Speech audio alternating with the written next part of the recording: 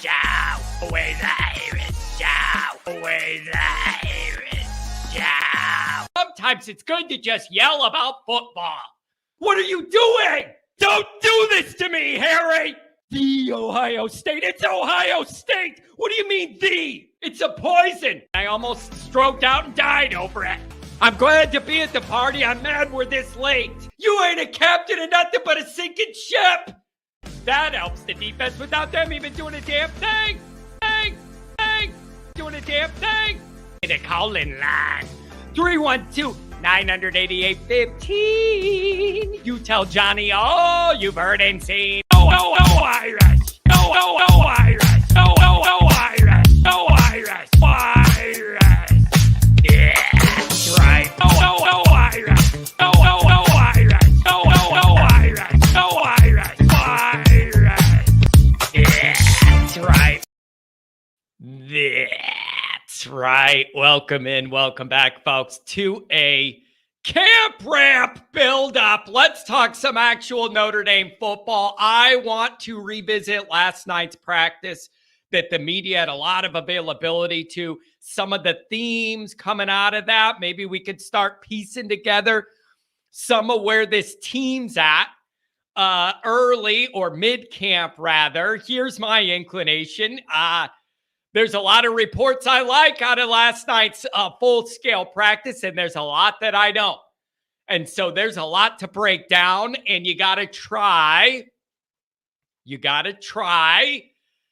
and not take too much out of it, right? It's one practice in the summer heat, and you see what you see, and then we want to extrapolate it out. Well, that's what the season's going to be then. It isn't that simple.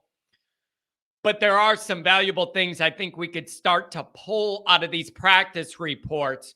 When you see a bunch of reporters writing the same thing that are with different groups, that kind of tells you it's a pretty accurate take. When separate entities that do this say, here's what I saw, here's kind of where we're at.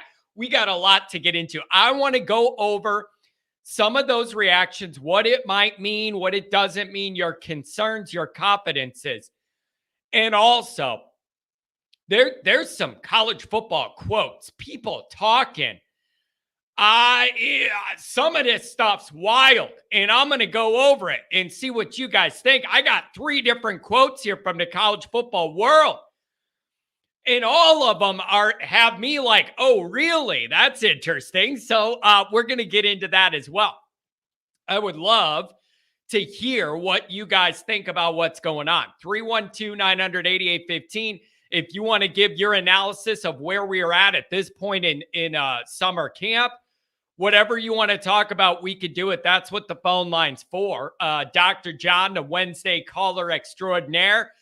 Anybody else? 312-988-15. Dial it up.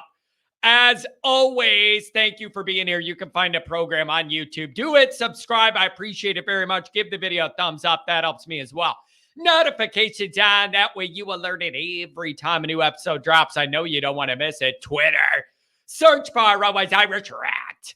Always Irish Inc. Emails, alwaysIrishHandy@gmail.com. Audio only anywhere you want me. You can get me to call-in lines. You already know what they are. We just did it. 312-988-15. Dial it up. Put it in your phone. Emergency contact. The Always Irish Show. Fighting Irish Wire every single day that you wake up. I want you to type that in the internet machine. Read about Notre Dame football. We must be doing a good job of all the wire sites. You know, there's a bunch for the biggest teams in the land. Of all of them, we did the best numbers all through the summer, month over month over month. Irish Wire was number 1 as far as traffic on the USA Today network. So we're doing something right. Appreciate anybody who's checked it out so far. All right, let's go over a couple of the chats. We got some super chats. And then we'll get into some of what I took away from yesterday's practice. And we'll see what kind of callers we get loading up on the old phones. And we'll go from there. Domer Guy 88, of course. Let's paint the house to rock-built green. Yeah, for sure. For sure. Domer Guy's all over that Ohio State. That's a big one for him. You got to have it. You got to have it if you ask the Domer guy. And we turn that place green, not red, not gray. Savvy GG. Just bought my Notre Dame Ohio State tickets yesterday for my wedding anniversary. Well, congratulations. I mean, you may as well treat yourself. Although, I do have a theory on this. Follow me here. It's a theory I've developed over many decades of Notre Dame misery. Here's what I have learned. It is very, very risky to treat yourself to a Notre Dame game as a reward for your anniversary, for your birthday. The kids buy tickets for you for Christmas, for Notre Dame to go see somebody play somebody or whatever. That is very risky. That's what I've learned. It is extremely risky. Here's how I think about it.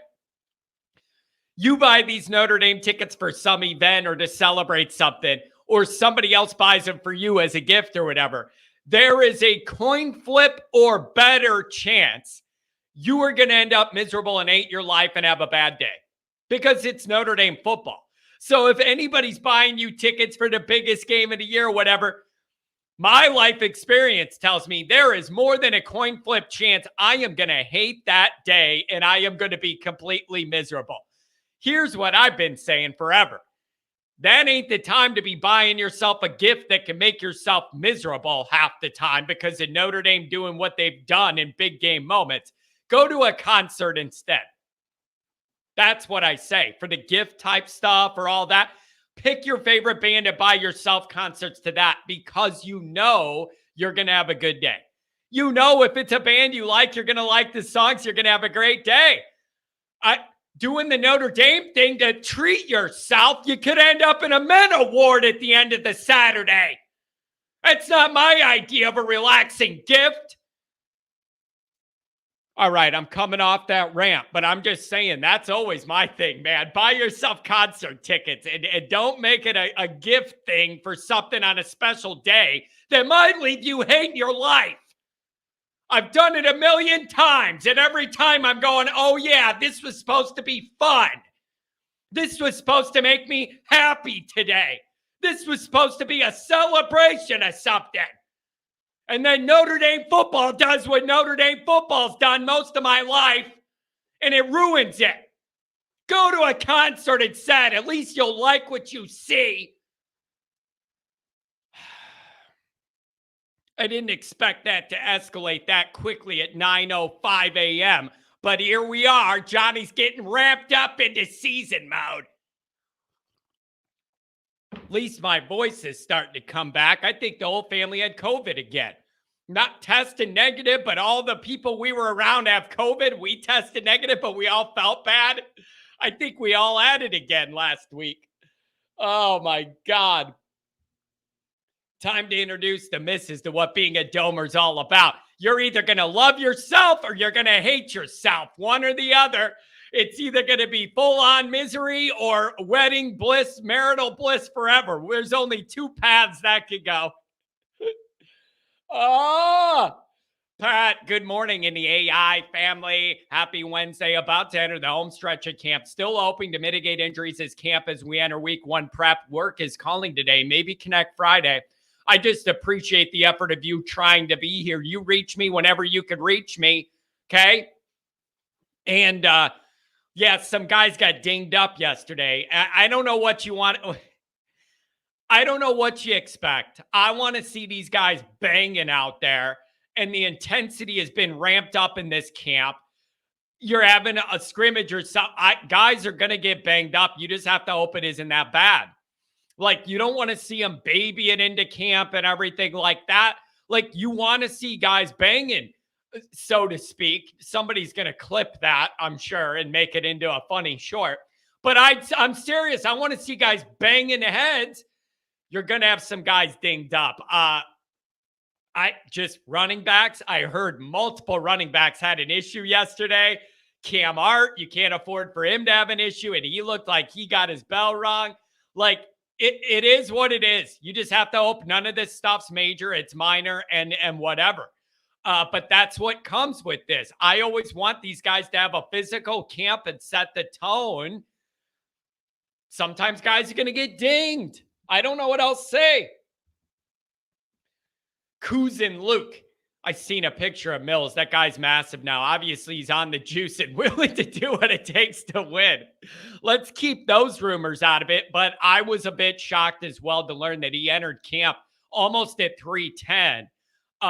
And so, yeah, I was pleasantly surprised to see not only his physical stature, but the physicality he's playing with so far in camp. I do approve of and I do like.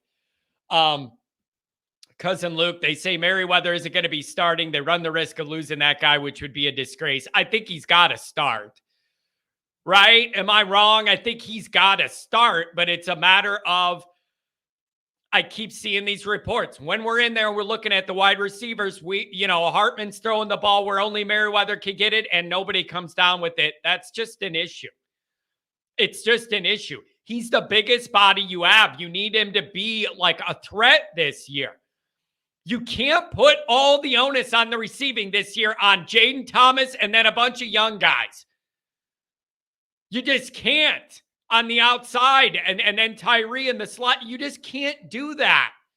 You need some of these guys, but I hear iffy reports on Merriweather, and then Colsey's the one really struggling to get in the rotation right now. That's not exactly a great sign or what any of us wanted to see. But you expect Hartman to throw guys open and to help bring these guys along. But the guys who have been around here have to kind of help. You can't expect these freshmen to be all-American level and everything goes smooth. You need help from some of those older classes. Come on, Sean Hunter, what's going on? C. Jones. Liking the intensity of camp. Seems to be more speed on the roster than in years past. Let's stay healthy. Go Irish. Again, you got to hope those dings are minor. The intensity, I agree with you. Just from looking at camp film, which all of us do every summer because we're so starved for Notre Dame football. We'll watch a 15-second practice clip and lose our minds over it. The team speed overall has improved. The team athleticism overall has improved. And the physicality and intensity of this camp seems a little different. It seems a little ramped up. And I don't know if that is player-driven. I don't know if that's Freeman-driven, player leadership. I don't know, but I like it. Now, I've been saying this. I'm going to say it again. As much as I'm saying I love that, if you go play like ass against Navy, who cares? It's all for nothing. Like I'm going to say, I love the intensity and the vibe and the compete level. Everything I'm seeing, I love. But if you play like crap against Navy, none of it's worth anything to me. Like, you got to make anything we think about this team on the plus side now is great, but you got to prove it in the games or it's all just worthless. So that's where I'm at with it. I love the physicality and the intensity. But if it doesn't pay off on Saturdays, then you're messing up somewhere. So wait and see, and I want it to be. You know what I'm saying? Savvy GG. I'm just concerned for our secondary. Hopefully they perform better than the spring game. Savvy, I'm going to make you feel better about that. Every media outlet that I've seen that have been at every one of these practices, which, by the way, I hope is me at some point. That's kind of where this is all headed. Kind of hoping that's me soon to be out there able to report to you guys and give it to you. It's a process getting those clearances at Notre Dame when you operate the way I do. It isn't the easiest thing to do to get old Johnny Boy media clearance. I'm on the radar. Let's just put it that way. And that's the give and the take of this, you guys. I'm on that radar because of the way I deliver, because of the way I tell the truth, because I take hard stances. I'm on the radar. So it's a process to get old Johnny Boy cleared. Anyways, everybody who is in where John needs to be from now on has said the best corners Notre Dame's had since 2002, 2003. I have heard that those corners look locked down. I'm just telling you, I know I can't believe it either, but the Notre Dame people that have been doing this 40 years are saying those corners look fantastic, and they have been the best group overall in camp. Take that for whatever you will. I need the safeties to back them boys up behind them, give them that support to let them shine. let them take some chances and know I got safety out there. But that's a beautiful thing because my entire life, corners have been a problem at Notre Dame. If you had one, you didn't have two. Like, even, Julian Love, fine. And then he goes down and the whole world ends. Like, it can't just be one guy and you're set. That's a mistake Notre Dame fans have made, by the way. Finding like a Julian Love and you're happy because you have that one guy, but that's not enough. That's not enough. And it got proven it wasn't enough. He gets hurt and goes down. Notre Dame's dead. That shows you how thin that Brian Kelly depth was. Mikey Poles, that's my security guard. Good morning, John. Apparently, in last night's scrimmage, the defense dominated the offense. Wide receivers were a concern, drop balls, and not getting separation from the DBs. Exactly, Mikey. And so what you take from that is a couple things. One is you hope the reports about those DBs are accurate. And they're really, really good testing these wide receivers. So that would be good on that end. And then concerning on the wide receiver end, I said it before. These older guys have to do their part.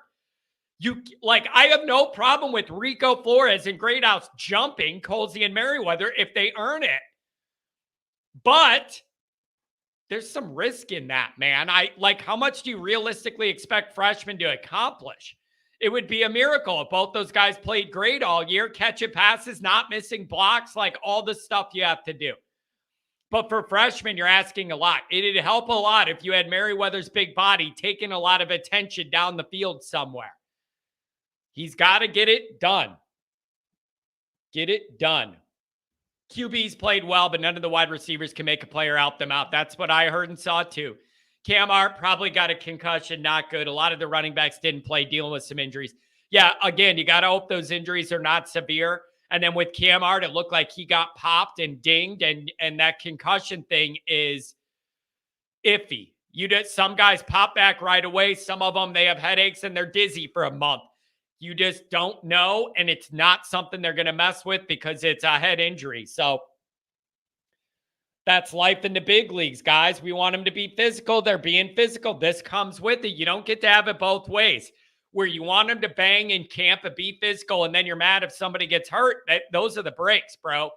$5 holler from Paul Conley. Thank you very much, sir. Add it to the phone lines, which are filling up, by the way. Dr. John and Andrew, I got you both first. $5 holler. Good morning, Captain John. I am worried about all the reported injuries. Receivers not making plays, Merriweather not good. I get it. Now, let me ask this, though. Everybody's on these main themes. I'm going to ask this following question. We have to keep in mind, this was one practice and a big media window to see. I'm not going to take it as gospel. This is all, they have all these practices. Maybe the next day the offense does better and wins some of those jump balls. I don't know. So you got to keep in mind, this is one viewing of one practice. I don't think you can make any big final determinations of what the team's going to be off it, but I don't know. Mikey, my security. I swear if ND's defense is actually good this year and we are held back by the wide receivers not making plays, I'm going to be livid. There's so much talent in that room for them to be bad. You know who else is going to be livid if that happens? Sam Hartman's going to be pissed off. Sam Hartman is going to be pissed off. That guy came here to increase his NFL stock as a sixth-year guy. If I'm him, I have no patience for guys that are running around that can't get open, or I throw them the ball where it needs to be and they can't grab it. I have zero patience for that if I'm Sam Hartman. I did not come here as a sixth-year guy to deal with those issues. So now, again, he made the choice knowing that depth chart and that it wasn't Ohio State's wide receivers he was throwing to.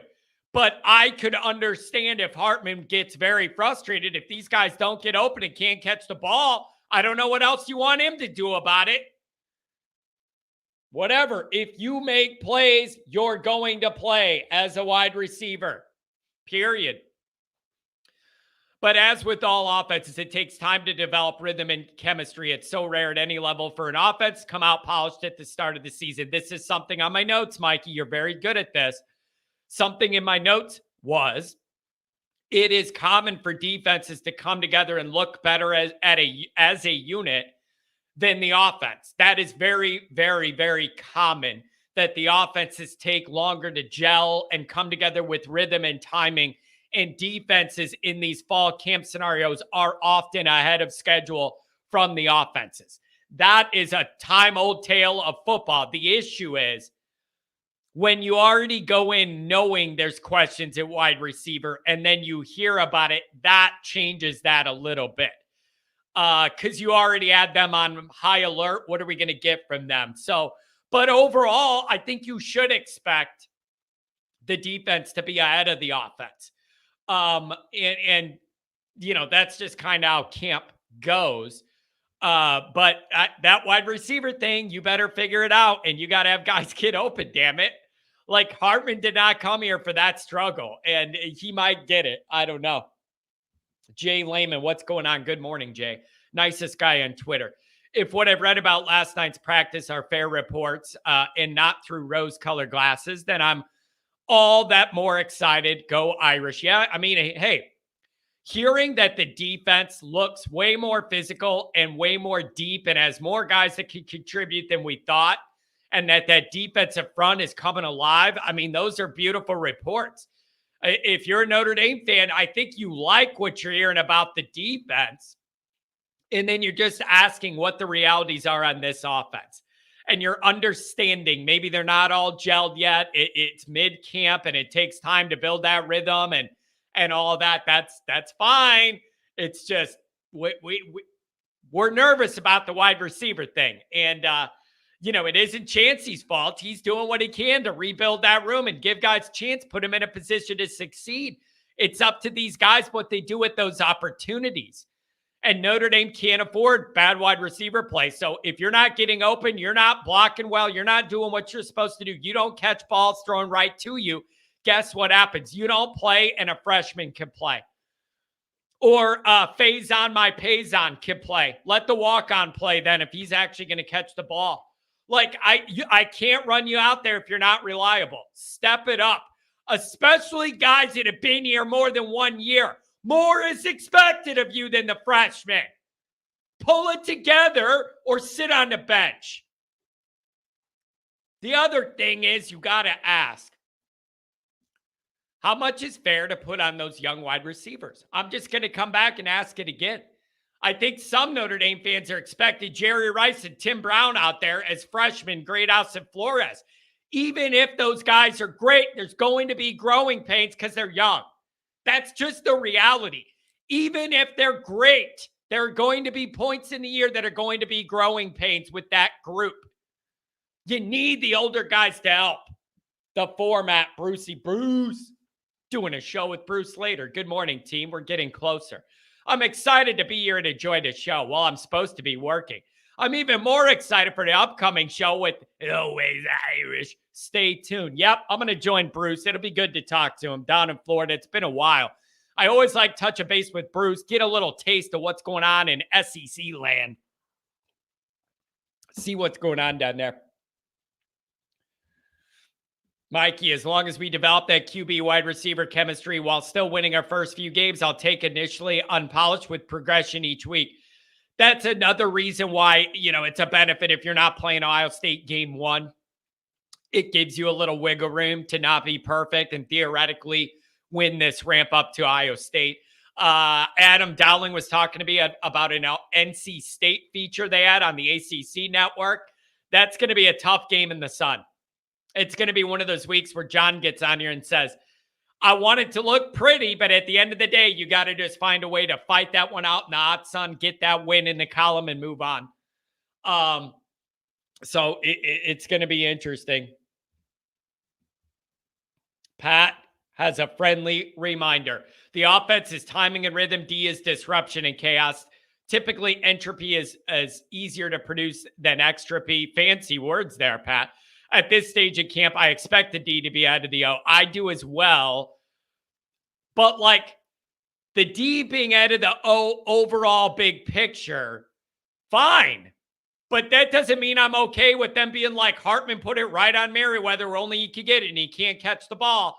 Like, that doesn't make me feel better about that. Even though Pat's right overall, go up and catch the ball. So I don't know. Phone calls coming up. Cousin Luke, the defense better strap it up tight and step up or they'll lose the game to Navy just like the D almost allowed to happen last season. Why am I hearing the defense sucks? None of the practice reports last night said that. Everybody said the defense won the day. They were flying around. They're physical, and they are deeper than everybody thought. Those are the main reports I'm seeing about the defense. Dr. John, what's going on? Here's crying. Sounds like the offense is going to struggle mightily like we're used to. Have fun watching the interior O-line pick up those blitzes from Navy. Better hope the defense learned how to stop the fullback. Yeah, crying is giving us a lot of reasons to cry. I mean, it doesn't sound like the offense is going to struggle mightily, but the wide receivers need to be better. And I will say this about crying, even though half of this I think is trolling. Have fun watching the interior O-line pick up those blitzes from Navy. Alert, alert, alert. It's on my radar. It's on my radar. I am in the books, especially the guards. Don't trust it till I see you're good enough against Ohio State. And if you're not good enough against anybody before Ohio State, then you have uh-oh time. That's what you have, uh-oh time. O-line, you were the best at this, whatever. Then block people right away. Okay? Navy, they brought all those people last year. We couldn't know, looking all over. Nobody could know who to block, and nobody bothered to figure out who to block. None of that. No coaching adjustments were able to figure out who to. Nobody had any answers last year. Absolute garbage. That whole second half. Total garbage. Unacceptable. Boy genius. Tommy couldn't find any blitz beaters. Nothing. Whatever. Not okay. Not okay. And the Navy thing is getting in my head, and I don't know if it's getting in my head too much or not enough. Part of me says, the hell with these midgets.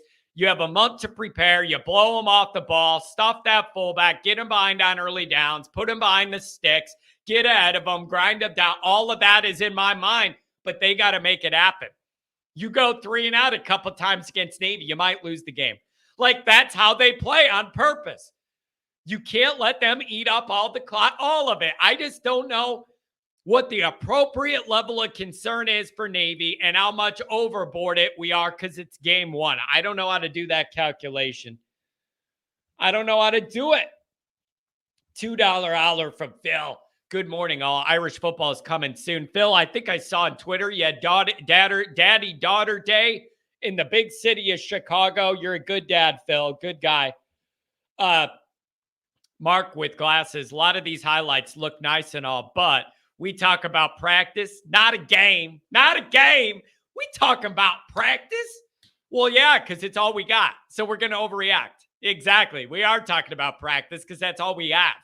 And we are sitting here salivating like Pavlov's research dogs, waiting for the next 7-second video to drop so we can see what's going on in practice.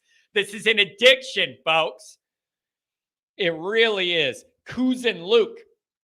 Week one's going to be a battle just like every year. I hope we can somehow win and the season isn't over after the first game. Yeah, you lose to Navy. This season is over after the first game. You ain't coming back from that with everything else on the schedule. It's just inconceivable. It cannot be. That cannot manifest itself in reality in any way, shape, or form. 100% not.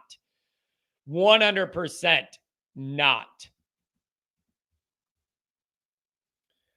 Oh, Steven, good to see you. Matt Miller, good to see you as well. Morning, Irish Nation. 17 days till a 53-10 beatdown in Navy. Morning to our fearless leader, Captain Irish, or Touchdown Johnny, or whatever you like best. I like stuff that rhymes. That's what I like. So we got to come up with stuff that rhymes. 53-10 would be a hell of an ass beating, and one that I'll come in here on the post-game live show and go, beautiful. Exactly what I want to see week one. A lot of questions eliminated. I want to see it. I want to see it. We got a $2 holler. New name for you. Touchdown Johnny. I like it, but I like rhyming stuff. I just do. Oh, boy. Who else do we got? Angela, it's good to see you here. Matt, thanks for joining us. Boubacar Traore can help ND against Navy. He's the quickest D lineman we have, but he's undersized as a freshman, but that's okay because so is Navy. I think he makes few plays behind scrimmage. Here's that's a very, very good point.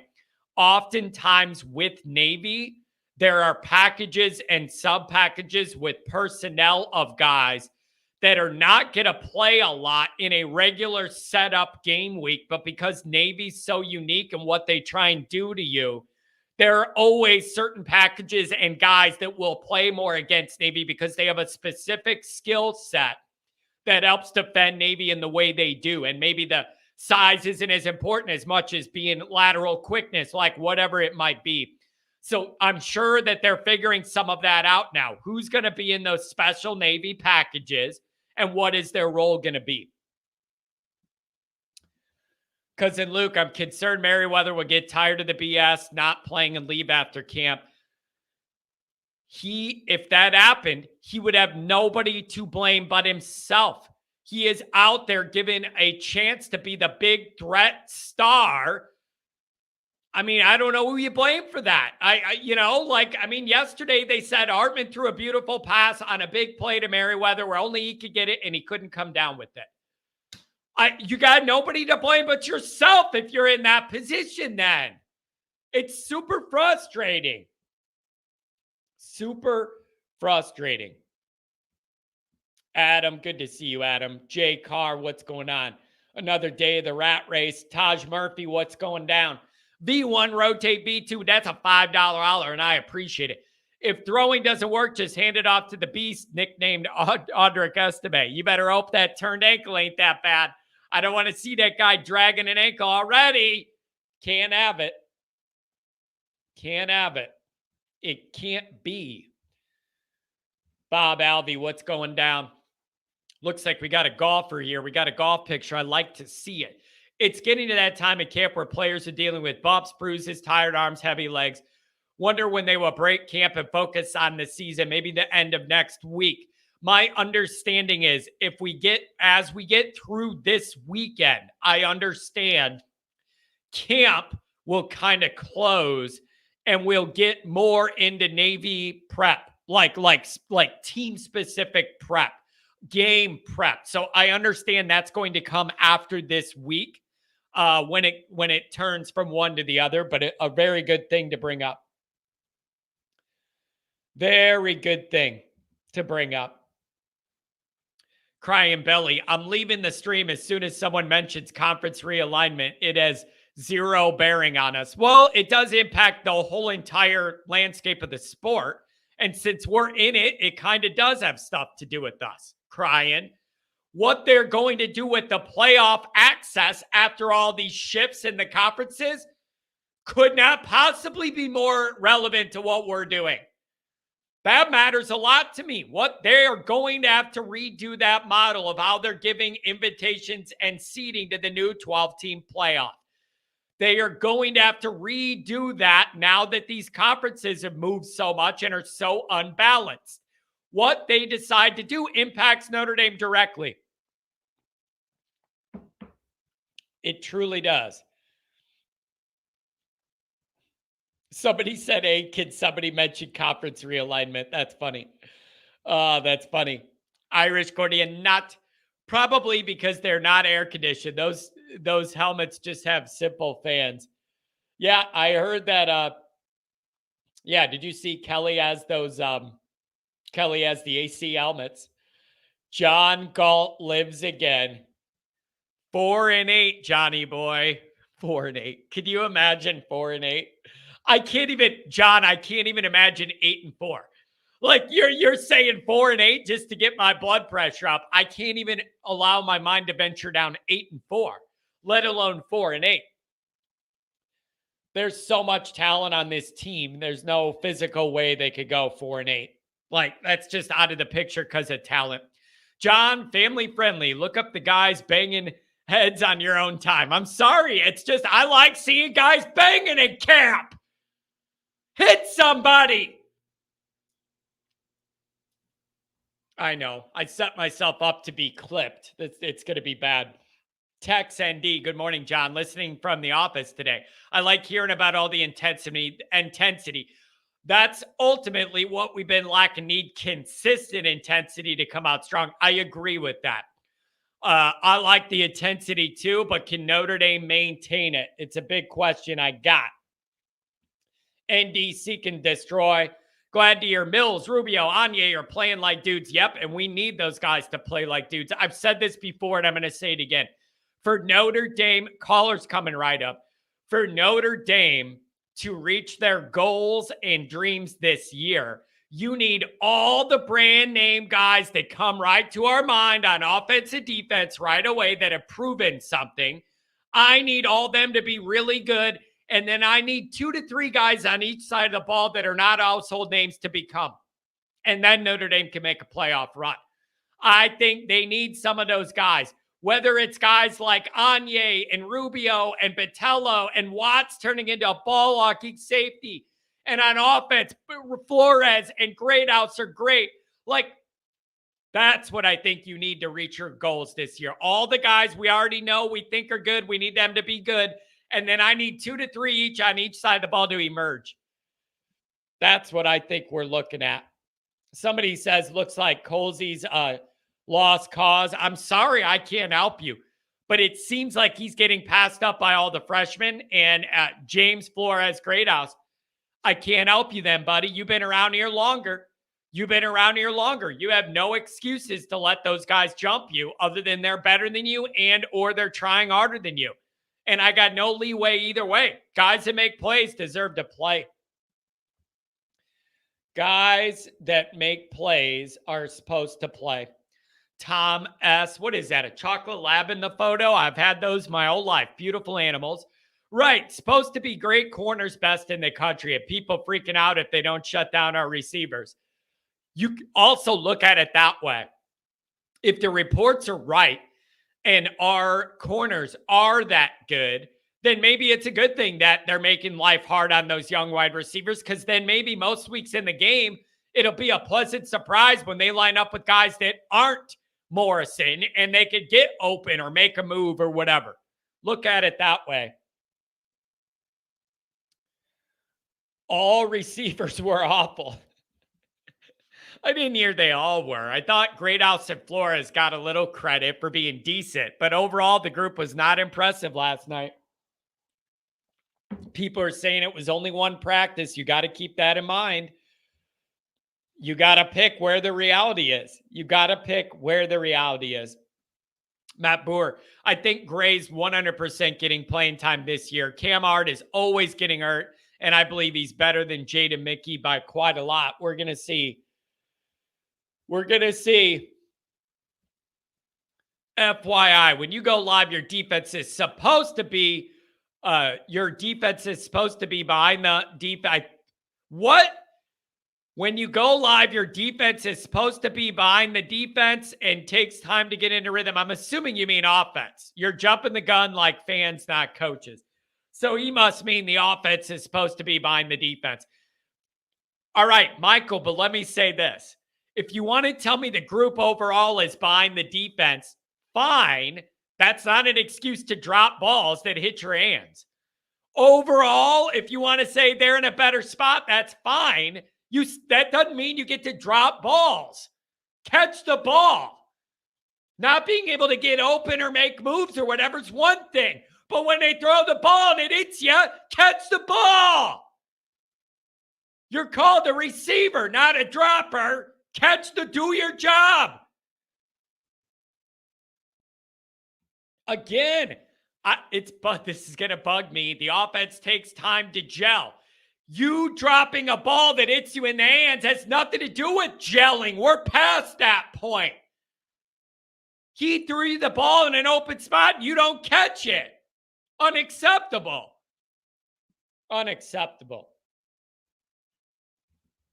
Ray. Greathouse, Thomas, Tyree, Flores are going to be outstanding. Stays and Raritan are going to be excellent. No worries about pass catchers for ND. Well, I got a lot of worries. You got to prove you can do it in the game. And also, how can you say you're not worried at all when half the guys you named are freshmen we've never seen play before? That has to be alarming to you. Even if the reports were that they were good, I would go into the year and say, these guys are so young, there's going to be some growing pains. Like, there just is. So I don't know. I don't know. All right. What do we think? Dr. John, and then we're going to go to Andrew. That's going to be the first two. What's going on, the good doc? Oh, good morning, sir. Good morning.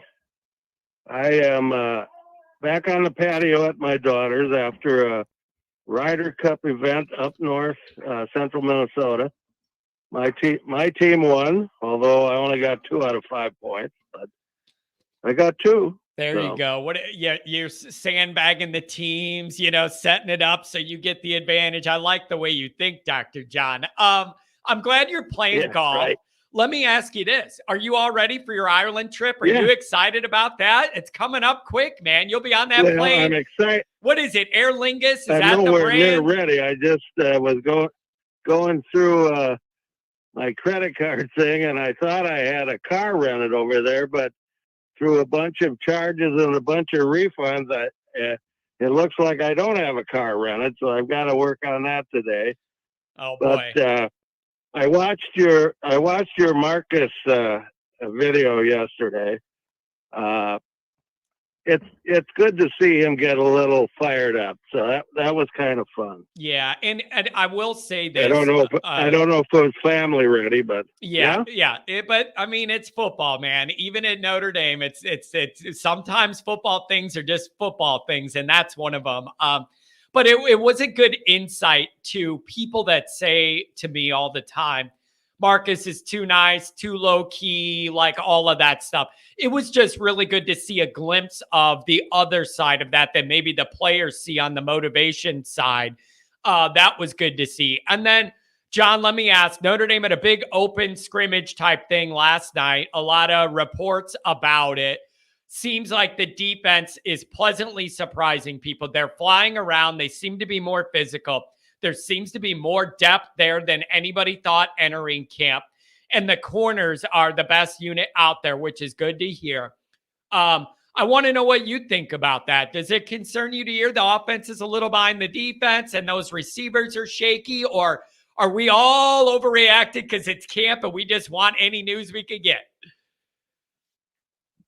Well, I think Pat and some other people have it right. Your defense is going to look better early on than your offense, I think, especially with a new quarterback, a lot of young wide receivers. And then the young kids at wide receiver, I think, you're so intent now on you've got new nomenclature, you've got new patterns to run. A lot of mental work is going into some of these routes. And so by the time the ball arrives there, you forget you're supposed to catch it. So yeah. And I think they're going to come along. I think they'll come along. There's too much talent there. Yeah, and it's just it's one of those things where now I'm asking myself, even if like Flores and Greathouse have all the physical gifts in the world and whatever, and they are going to be in the rotation and play often, both of them, and that is a reality because of need, and they're earning those spots too. It's both things. I worry if there's going to be a little hitch there because they're inexperienced and they could be physically gifted, but inexperienced. They're going to make some rookie mistakes and all that. We just got to hope they come together quick, I guess, and build some confidence early. John, I want to see that too. Maybe Navy gives you a good chance to throw the ball around a little bit and build that group's confidence and rhythm week one right away. I would love to see that. Well, and I hope we do too. And somebody mentioned, you got these young wide receivers going against these potentially All-American corners. And at this stage of the game, those corners are reacting while the wide receivers are trying to think a little bit. Yeah. So yeah. I think by the time Navy rolls around, they'll be looking much better. Yeah. And, there's still time. We're midway through camp. And then after this week, they'll transition into more Navy prep. And so I don't know, John, it's just, people are just wound up and you want to know what the realities are of your team. And every fan base is going through this right now. And you hear these reports and you don't know what's good or bad or being inflated or being overemphasized or what was just a bad day in the media window, 15 minutes, but it looked fine the other 2 hours. There's just a lot here. We just want what we could get. We'll take any news, any of this footage we'll take. Yeah, I am just really looking forward to seeing what we've got against Navy. This will be my third game over there. And of course, we've done the other two. Yep. So, yeah, I'm getting a little excited, not only about the... John, historically, we play Navy really good usually the first week of the year. Like, that's been the history, is that we handle them better when it's week one. So I don't know if that is the prep, that you have a bigger wind up, window of weeks to build in to prep for Navy, and you're not squeezing it between prepping for regular traditional offenses. I don't know what it is, but I'm hopeful that helps Notre Dame. But there's also risk on that side of it being week one. They have a new coach. You don't know what you're going to get out of him. There's always some inherent randomness and sloppiness to week one. A lot of things aren't in rhythm yet. You can't make too many mistakes against Navy because your possessions are limited. Like, there are positives and negatives to playing Navy right out of the gate. Well, when you're talking about Navy, I was thinking also about your video on Vegas. Too bad they aren't like the bookies in the United Kingdom. They probably have something you could bet on. What are the odds that Navy will throw a pass on the first down? Yep. I'm waiting for it, Dr. John. I'm waiting for I'd love to see that. I am waiting. I'm calling it now. There's going to be at least one play where Notre Dame's all sucked up, worried about the run near the line of scrimmage, trying to stop the fullback. Everybody's creeping up, and they do a little fake a Rooney or a pitch it back, and the guy throws it. We have nobody there. Like, it's already in my mind. One time in that game, it's already on my mind, and I hate it. Well, I have a feeling if they do that, there's a guy back there named Morrison that may end up with another pick six. Well, there you go. I would love to see it. Dr. John, I do have to admit, one of my biggest concerns is that defensive front, how they're going to hold up. Overall, all of camp, I have to say I'm pretty happy with all the reports that they're physical. There's more guys that can contribute than we were thinking. Even some of the freshmen that probably aren't in the rotation this year are coming in more physically ready to at least compete and get closer to playing time. All the reports on that defensive front have been pretty positive so far, and I think that's a big takeaway from camp. Have you had a chance to go to an open practice? Nope, not yet. I'm working on my access, John. Okay. I'm on a certain list, so there's things I got to do for clearance here, okay? Okay. Well, I hope you get a chance to see it firsthand. Before I let you go, I will give you a bon voyage call next Wednesday. We don't leave till about 7:30 Chicago time. But there's something on your back wall that's been bothering the hell out of me. What's that? And I don't know if we need to take up a collection or not, but can you put some batteries in that damn clock? You know what, man? Give me a break. Yeah, how did you notice that? It's always the same time. It's more of a museum piece than it is a functioning time clock, Dr. John. Give me a break. I've had that in my room since I was 5 years old. Well, when's the last time it worked? Grade school, probably. And then it was just kind of something I looked at. Yeah, probably grade school. And it just takes one little double A too. It's not complicated. I just haven't done it. Oh, that's it. That's it. Okay, well, I'll bring you one. There you go. Thank you. Yeah, I appreciate that. And what I really want you to do, John, is give me a call from Ireland sometime. If it doesn't ring up your phone bill, if there's any way possible to time it out to call us while you're over there, depending on the difference, consider doing it, but only if it's convenient for you, okay? Well, I tell you what, I've been looking at a Verizon plan for international call, and I haven't made up my mind, but I was thinking about it. So it'd be like 3 o'clock in the afternoon, Ireland time. So there you go. Hey, how about a live report from the downtown Dublin pubs? I like that, man. You could have fun with that one. Well, and that wouldn't be on my regular Wednesday. It'd have to be the Friday before the game. Gotcha. Well, whatever, man. But if you could do it, do it. And if I see your name on the caller ID, I'd bring you up right away, give you a couple minutes, and then you could go back to your fun. I would just love a live report on the ground from Dublin. That's what I want. Okay. We will count on that, John. Beautiful. Only if it works for you. Don't make it an inconvenience. But if you could comfortably do it, we'd love I won't. We'd love to hear from you. I won't. Now, you didn't get to my latest chat. I was trying to give you a rhyming moniker of some kind. I don't know if you see it in there or not, but it was, and I said it needs some work, but it's the nation's choice as the Irish voice. How do you like that? Ooh, John, I like that. That's that advertising guy coming out in you. I like that a lot. Print that up on a shirt, baby. I like that, Dr. John. Thank you.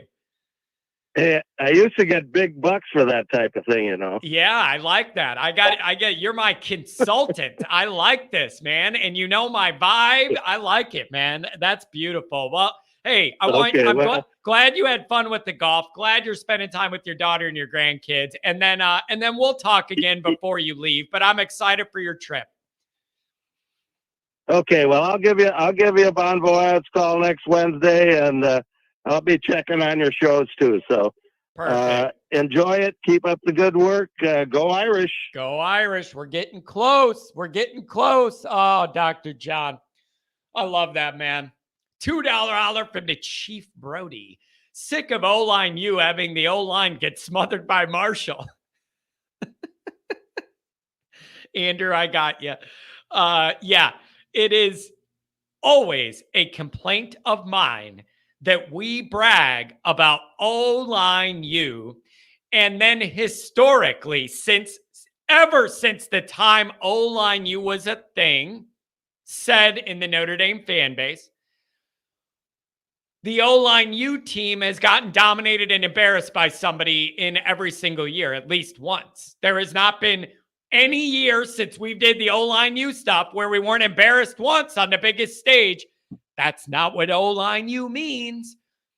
That's not what O-line U means. If you're O-line U, that means that you hold up and you dominate against the best teams you play. Not the 10 you have more talent than, and then you can't do anything against the 2 good teams you play. Or you catch a light regular season schedule and you're able to get through all that. Then you get in the playoff and you run the ball for like 20 yards. You ain't O-line U. If you're O-line U, you're the one dominating that matchup against the best teams, not the other way around. Somebody tell me I'm wrong. Does anybody have the balls to tell me I'm wrong? I think if you're O-line U, it means you're putting up 200 yards rushing when you're playing somebody in the playoff. If you're O-line U, you're running it for 200 yards against Ohio State, USC, and Clemson. That's what you're doing if you're O-line U. I don't understand. You cannot brag about being O-line U when your O-line plays terrible against the best team on the schedule. Liars. You're lying calling yourself O-line U when you're the one getting pushed around. You're O-line U, but in 2019, Michigan killed you. You had no answer for that. They were road grading you. O-line U. Kidding me? You're running a ball for 20-something yards, 50 yards against Georgia one year, 27 another. Those are not real-life numbers. That's not O-line U. That's not what O-line U means.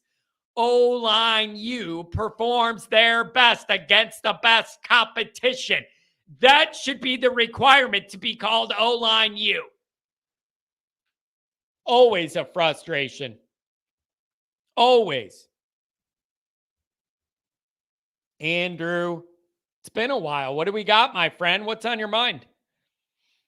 Hey, what's going on, John? How are you? Yeah, it's been a little while, man. I want to know what's on your mind. I know the way you think about things, Andrew, and maybe what some of your takeaways are overall in camp. And then if there's anything from last night where there was a large media presence and viewing, anything out of that, or are we taking it all too literally as gospel? I would just love to know where you're at. Yeah, so I wanted to, if we could talk about Joel Klatt's top 25, but just to hit on the theme. Yeah, whatever. Of the camp. Just to hit on the theme of the camp, I'm not that concerned. I haven't played high school football, but I played at a pretty good high school that, competed for state titles and stuff. And, like cornerbacks, because they, all you do all day long is just cover man-to-man wide receivers. So they tend to shine toward the end of camp, which we're already I think in week 3. So, but because you learn the wide receivers' tendencies and stuff like that. So, but my concern would be, and I didn't read any of the reports yet, but were these strictly one-on-ones where the wide receivers were doing poorly, or was this like a full-on team scrimmage and they were getting beat up? Because if it was a full-on team scrimmage or 7-on-7 even, and the wide receivers are getting beat up, I think the concern goes to Jared Parker. Why is he not scheming these guys open? Because I'll tell you what, unless you have Ohio State wide receivers or Alabama 2020 wide receivers, who are burners running 4-4. You're gonna have to scheme up those matchups.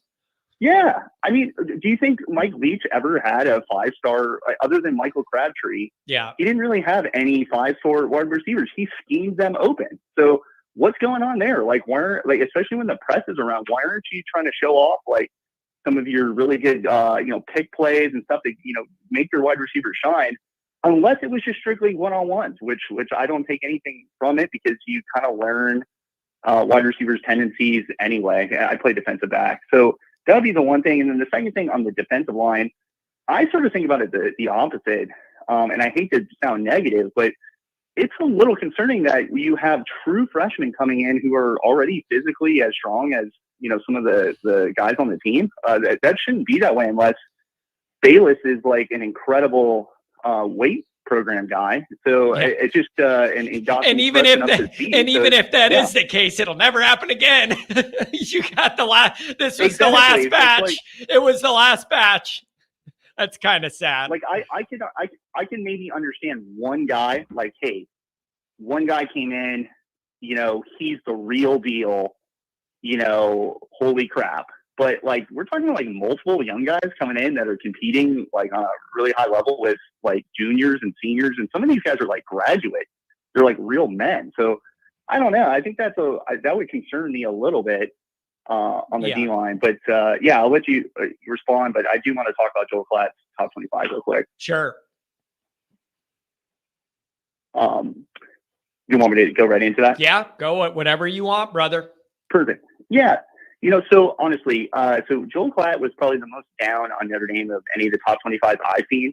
Why I picked him out is I actually kind of respect him. I think he's one of the better announcers. I think so he had Notre Dame at 18. He at least tries to be fairly neutral with, you know what I mean, where a lot of guys don't. He does. I think Josh Pate tries to stay pretty neutral too, and I respect him for that. But yeah, I like Klatt's work, generally speaking. And that's hard for me to say because I usually have a reason to hate everybody. So when I have anything good to say, then it's real, because I'm quick to not want to like people. Well, I agree. I mean, it's, I don't usually care about, any of the national pundits, but I do like him. But, his reasoning for having Notre Dame at 18, I don't know, maybe Notre Dame is truly the 18th best team. And and I sort of agreed with his analysis of Notre Dame, which is we're not sure what type of coach Marcus Freeman is yet. And me and you talked about this, where there were some really great things that happened last year, and then some, really terrible things that happened last year. So we're going to find out this year. Andrew, it's one of the bigger picture questions of the year, and I don't know, I have a way to calculate it. Freeman certainly learned a lot last year. It was a whirlwind and everything. We all know all the newness that goes with everything he had to deal with. it is fair to expect him to take a significant jump forward in being comfortable running this program. I just don't know how I'm going to be able to measure that other than how the team looks on the field, because we're not behind the scenes to see that growth. It has to be evidenced in the play. And I don't know how much better the guy's going to get at it. I don't know. Well, you would hope he gets better, but I mean, we've seen where coaches have gotten worse on the job. They sort of insulate themselves. And I think I'm a little worried when I see that, the strength coach quit. He hired, an OC that was more of his friend versus, a guy who really knows what he's doing. I realize he got, the administration really hurt him on that, but that just worries me because during Brian Kelly's worst years, it was when he was hiring his buddies instead of getting like the best guy for the job. But that's not even what I agree with Joel Klatt's analysis on Freeman. What doesn't make any sense to me though, is he put 3 teams in front of Notre Dame where you could say the same exact thing, plus they did not have as good a year, in my opinion. So the first one was Florida State. He has them in the top 10. And my question to you is, what has Mike Norvell ever done to say that he's a good coach? I mean, he took over Memphis, which Justin Fuente built. He had 2 embarrassing seasons at USC. The best coach on Florida State is actually their offensive coordinator, Alex Atkins, yet he puts them in the top 10. And in fact, I think Notre Dame had a better year than Florida State last year, even though Florida State won more games, because Notre Dame went undefeated against the ACC, including beating their 2 best teams. And Florida State lost 3 games in the crappy ACC, which included North Carolina State, who North Carolina State was an average team in the ACC. They lost to Boston College, a team that we could have beaten by 70 points last year. So to put Florida State ahead of Notre Dame is ridiculous. And then 2 other teams they put ahead. They put Texas ahead of Notre Dame. Yeah, and I did think, see what that. What has Sark proven? Like he's done one good coaching job in his career, and it was a decade ago where he turned a really bad Washington program into a decent Pac-12 team. Yeah. Since then, he failed. He failed at USC personally. He did a good job at Alabama, but it's a machine there where it's like the Nick Saban rehab program where all former head coaches go and they get, a new shine on. And then at Texas, he's done nothing other than maybe get Quinn Ewers and Arch Manning, but that's great if you win the recruiting news, but it matters in September, October, November, not in June when you get recruitment. So I know Florida I just State, think that's ridiculous. And then the last one, Florida State's taking they're getting a lot of credibility in the offseason, and it surprises me a little bit as well. Now, here's the reality with Florida State, though. You are going to find out right away Labor Day weekend if they're legit or not, because they play Brian Kelly week 1. So right away, you're going to find out exactly how legitimate that Florida State thing is. Because they're going to face up with Kelly, and we're going to see. Yeah, I think it's like a pretty close spread. I'm taking LSU all day in that one. And then the other team who's actually ranked ahead of Notre Dame in the top 20 in Joel Klatt's top 25 is Oklahoma and Brent Venables, who had an absolutely miserable season. And Joel Klatt tried to blame his season on the quarterback getting hurt, but Notre Dame's quarterback got hurt, and Freeman went 8-2 with Drew Klein. So it just didn't make sense. But the last thing I want to mention about all the top 25s that I think is ridiculous, if you really think about it, is, in my opinion, when you do a preseason top 25, you rate teams by if they played anybody in the country at a neutral field, who wins, who would you put as the favorite in that game? And so consistently, I'm seeing people are putting Michigan as the number 2. Yeah. Seen it all over. And I've seen it all over. And I am not a Michigan hater. Like I've always been surprised. Yeah, like, me neither. Me neither. The last three. I just really am not. Like, but I realized, I guess online, Notre Dame fans truly hate Michigan. I've never felt that way about Michigan, but I'm also like an objective college football fan. And if Michigan played Alabama at a neutral site, if they played LSU, if they played, I don't know, any number of SEC, hey, if Michigan played Ohio State at a neutral site next week, who would be favored?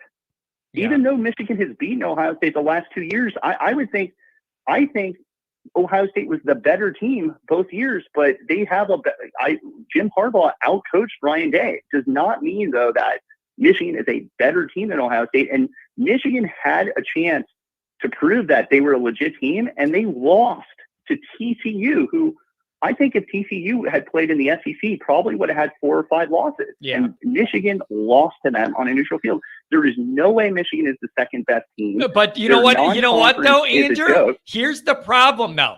That was my reaction as well. But I got a feeling if they start at number 2 and then play that high school schedule for 10 weeks in a row, they'll probably stay at number 2, because I really don't think they should be tested talent-wise till the second week in November against Penn State. The rest of those Big Ten teams are that bad, and the non-con is that bad.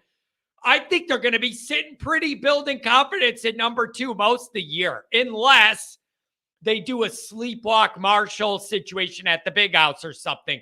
But talent-wise, man, I mean, I just see them rolling for a while, and I hate it, dude. Well, I just think that the national news media really overinflates how good the Big Ten actually is. I think you put Ohio State aside, like talent-wise, Ohio State can match up with anybody in the SEC. But if you go team by team in the Big Ten and the SEC, there's just no contest. And I'm not from the South, but I will admit that as the SEC is so much better. And like I was looking at like just a team that finished in the top 10 last year, Tennessee. I was looking at their schedule last year, and I was thinking like, what would Michigan have done? Tennessee had to play Florida, or first they started with Pittsburgh. They went on the road to Pittsburgh, who finished as a top 25 team. Then they played Florida. They played Alabama, Georgia. I mean, like I'm talking about some really seriously good teams, even teams like South Carolina that they ended with. And I'm thinking like, are they telling me that Michigan would have run that table and maybe only lost to Georgia? Like Michigan's going to beat Alabama. Michigan's going to go into the swamp and beat Florida like week after week. It's like bullshit. I really think that Michigan's not the second best team. Harbaugh is a great coach. Like if we're ranking coaches, if it's based off of, hey, do your top 25 on how good a coach is, Harbaugh is in the top 5 or maybe even the third best coach. But I just think that, and then I would just end on that to all the Ohio State fans who are listening. That shows you how Ryan Day is not really a good coach. He has so much more talent than Michigan, yet he's got his butt kicked the last 2 years. They have, listen, you know what you got to credit, Andrew, I have no use for any Michigan person in any way other than to serve my fries at McDonald's. Like I have no use for any of those people, no love for them in any way. But I will say this. They set their program up to win that one damn game and get it right. And the last 2 years, it's been almost a pretty tight operation. It almost feels like they were built up specifically to be a bad matchup for the way Ohio State likes to run on, like to run their offense on people, and it has worked out. And it doesn't matter what I think about Harbaugh. I have to credit him because it wasn't like the last 2 years, we won on a last-second field goal, beat Ohio State. No, they kind of beat the hell out of them, made them look bad. And I don't like any of those people, but I got to credit them. It's been really a good job the last 2 years. And I hate saying it. Yeah, and Ohio State proved against Georgia, they had Georgia on the ropes. If Marvin Harrison doesn't get hurt in that game, they might even pull that game out. Whereas if Michigan played Georgia, they would have lost by 3 or 4 touchdowns. So I would just end on that. But hey, Andrew, let me ask you about this team. Marcus Freeman as I want to ask you about 2 teams here in the top 25 just to get your opinion. I would like to know, what do you really expect Alabama to be and accomplish this year? Like, is this the year they take a real step back and it lets Kirby Moore establish the top and let Kelly slide up there behind him? Or do you think people are underestimating Saban and Alabama and they're going to run it back and Reese will be fine and they're going to be good again? Where do you fall on Alabama this year? See, I sort of have a hot take on this one. And I think so, like, I knew to ask you that, Andrew. I knew to ask you that. What do you got? Well, so I've always said Nick Saban's the best coach. Okay. This is not, I'm not like one of those guys always predicting Alabama's downfall. Like now, Skip let me Bayless ask or you something this: like that. best But, coach, yeah, best but recruiter, hold on. or both? Just Best coach, best recruiter, Yeah, or I both? think all the above. I mean, because it's like a lot of teams are good at recruiting, but he puts it all together. So traditionally he's always been the best coach. But I don't know if people know this. Nick Saban and Bill Belichick are like best friends. They were truly best friends. Nick Saban was Bill Belichick's defensive coordinator in Cleveland, and I think within the last 3 or 4 years, Bill Belichick has sort of gone nuts. Like I think all the winning went to his head, and I think he thought the New England Patriots were winning because of him and not Tom Brady. And so we've seen what's happened to Bill Belichick over the last few years where, you remove Tom Brady, Bill Belichick has total control and the results aren't there. I wonder, but if Nick Saban, he sort of changed his coaching philosophy to pick up where college football was going, had massive success with quarterbacks and wide receivers, and has one sort of down year last year and says, you know what, I'm the smartest guy in the room. We're going to switch back to my philosophy of ground and pound, and we're going to do it my way. And so I wonder if he's going to go the way of Bill Belichick, where they're going to take a step back because Nick Saban is too stubborn to, continue to let other people make big decisions. And so I think he thought he ceded way too much power to the offensive coordinator. He's going to rein things in. He's going to make you do whatever he wants. And I think that's a big mistake because the rest of college football is trying to get faster and move the football and win with chunk plays. And he's reverting back to ground and pound. And it's like, well, you better have Georgia's running backs, Georgia's offensive line. And you know what? That guy, Stetson Bennett, for how much crap he took, he could deliver a ball. So you better teach Tyler Buckner how to throw a 5-yard out because teams are going to load the box against you and dare Tyler Buckner to beat you. So I wonder if he's gone a little nuts like Bill Belichick, like the success has sort of gone to his head. He's going to go out his way and maybe he'll take a step back. And then you know what happens? And then it gets uncomfortable when you feel that somebody's creeping up on you. Like when you've been on the top of the hill but you could genuinely feel people are starting to creep close to you. That's an uncomfortable feeling. And then I mentioned it before. It was in the news. Saban just bought a mansion near my brother in Jupiter, Florida. And I take that as an indicator. He's lining up that retirement because my brother sent it to me and goes, look who's moving into town. And it's a beautiful, on the inlet there in the ocean in Jupiter, a big old like $9 million mansion or whatever. I think the guy's getting ready. I do. Yeah, and I think he wants to go out his way. So he's not gonna cede the offense over to guys like Bill O'Brien and Sark and Kiffin. He's gonna try to take control, and I think that's a mistake. But hey, the last thing, and I'll let you go, is back to Ryan Day. I don't think he's that great of a coach. I think he can definitely coach offense, and the recruiting hasn't stopped under him. But Jim Harbaugh has proven 2 years in a row that you can beat Ohio State, and so I think that's a huge judge of whether or not Freeman has taken a step forward. Because they're vulnerable, they are beatable. Yep. Oregon and Mario Cristobal went in there and beat them at their place 2 years ago. This is a beatable team because they're not as well coached as they were under Urban Meyer. So can Freeman show us that he can take a team that's not as talented as Ohio State, but beat them at home or not? And if he gets his butt kicked, then I think we got to worry that he's not he better be a darn good recruiter because he's not as good a coach as like a guy like Harbaugh. So, yeah. And Andrew, that's totally fair. I've been saying it as well. We all acknowledge Ohio State has more talent on their roster than Notre Dame top to bottom. That's not a disputable thing. I think that is very, very factual. However, if there was ever any dynamics that could line up to help favor Notre Dame to balance that out, it's this year. You got him at home. It isn't week one. They're breaking in at first-time quarterback. You're not. Like, if you can't take advantage of it now, when can you? It gets very scary. And, yeah, I'll just end on that. You've got, they had a good first-half strategy last year for how their team was built. But the proof is in the pudding. Like, when you look at Lincoln Riley coach teams and Ryan Day coach teams, you only beat them if you can score in the high 30s or preferably in the 40s. You just are not going to beat them 21-17. Like, even when we held Ohio State down in the first half, I personally think Ohio State sort of called off the dogs at the end of the game last year. They could have put up, I think, our defense was reeling. They were exhausted because our offense couldn't get a first down. I think Ohio State could have put it on us, maybe scored another 2 times. So you aren't going to beat Ohio State by, controlling the clock and kicking field goals and trying to get stops. Like, you need opportunistic stops, like get a turnover or a fumble or something like that. But now here's the thing. You've got to score 40 points. But here's the thing. Yeah. Isn't that why Sam Hartman's here? Last year, the game plan was very, very clearly protect Buckner in a cocoon as much as you can, and don't ask him to even try and do too much, and then hope you can run the ball enough that you could do what you need to do.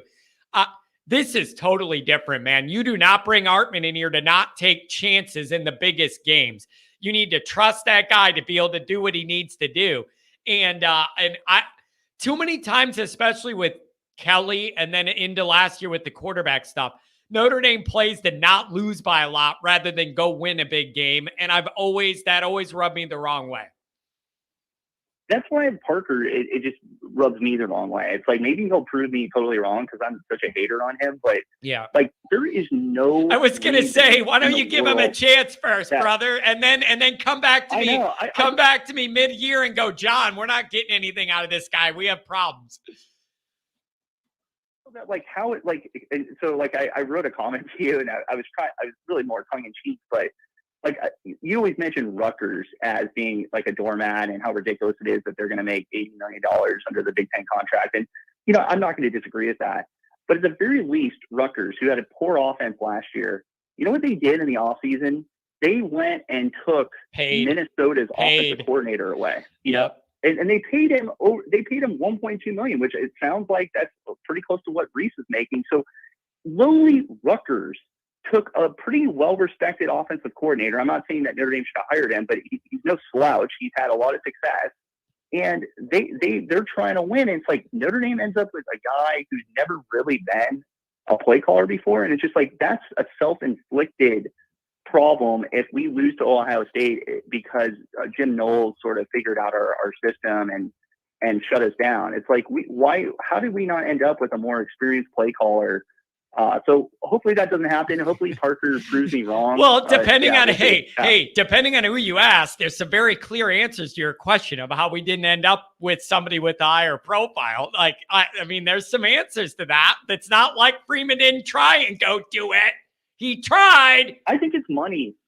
It's money. It's, because that Athlon Sports article tried to say, would an offense coordinator really risk their career kind of to go play for him? It's like, yeah, they would if you pay them money. Like, anybody will go and be an offense coordinator somewhere. Colorado paid that sitting head coach in the Mid-American Conference, Sean whatever, to go be his offensive coordinator. They paid up for him. And so it's just like Notre Dame to cheap out on the offensive coordinator. I just really hope that does not come back to haunt us. So I'll leave you on that. Yeah. Andrew, good thoughts, man. It's good to circle back with you and touch base. It's going to be very interesting, man. There's a lot of moving parts. There's a lot of questions. There's concerns. There's confidences. And we're all going to find out in a few weeks. We need answers to these questions, not only for Notre Dame, but around the country. There are so many beautiful storylines of intrigue to watch. It's going to be a very exciting year, and I can't wait to get it started. But thanks for giving me a call, man. It's been a few weeks. Good to touch base. Yeah, hey, thanks. I appreciate it. Have a good day, my friend. Take care now. Mm-hmm. Oh, boy. We got a lot of funny comments going on. Paul Conley with the $5 holler. Caption, John, I have good contacts at Navy, and I am worried. Navy guys are super tough, and they are planning to beat us. They're super motivated. Hey, motivation's never an issue with Navy. Being relentless is never an issue with Navy. They go, go, go. They fight, fight, fight. They never stop. Everybody knows that about Navy. That's a part of the reason it's annoying to play Navy. It's because they just don't stop. And that's kind of a key trait you would want out of the U.S.'s military, one of their branches. So, I understand it. I don't know, man. It's just, there's so many damn questions. And there's no way to have any of the answers yet. There's just no way. And then again, if you want to go back to the top 25 and a coach's poll of where Notre Dame is, too high, too low, whatever, all these polls, this is a year more than most where I am going to say, these don't matter. The polls don't matter. Yeah, they give you an idea of what the media and what these coaches, what the perception is before you get in the season.